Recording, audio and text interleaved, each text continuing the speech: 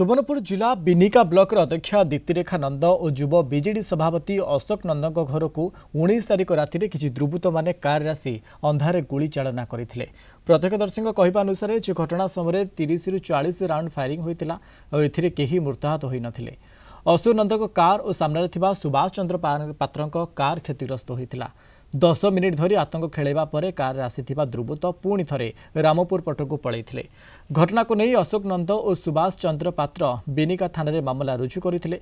घटनार तदंत करी पुलिस तन्मय बाग, दुर्बासा बेहेरा, लोकनाथ नायक, मुन्ना बारी को गिरफ्त कर कोर्ट चालान करिछि। सेमानक ठारु 2टी पिस्तल सहित 2टी खंडा, 1 छुरी, 2टी मोबाइल फोन और घटना रे व्यवहृत होइतिबा कार को जबत होइछि। तेबे गुलिकांड घटनार परदिन रामपुर थाना रे रेवतीकांत मेहर और कुंज हरिपाल अशोक नंद, राहुल अग्रवाल और रकी अग्रवाल नाँ में हत्या उद्यम अभियोग में एक मामला दायर करथिले। पुलिस 2टी मामलार तदंत करुछि। 6 जन खड़े आसले आ राति 11:30 साढ़े बंदूक धरिक आसले आ फुटाले।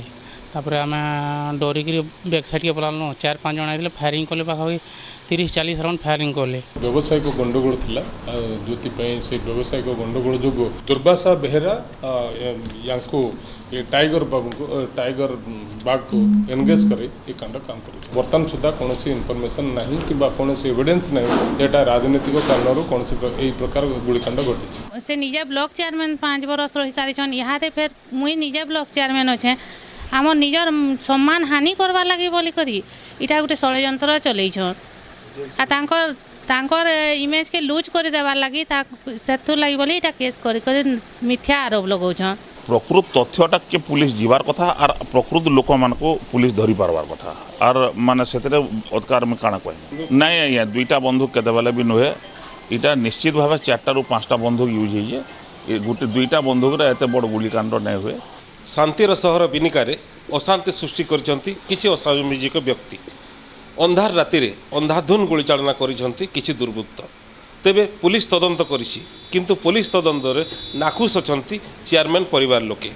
तेबे देखिबा को बाकी रहिला केबे ठीक तदंत करुछंती पुलिस एवं न्याय मिलुछि चेयरमैन परिवार को। सुवर्णपुर जिला बिनिकारु शांतनु पंडा, कलिंग टीवी।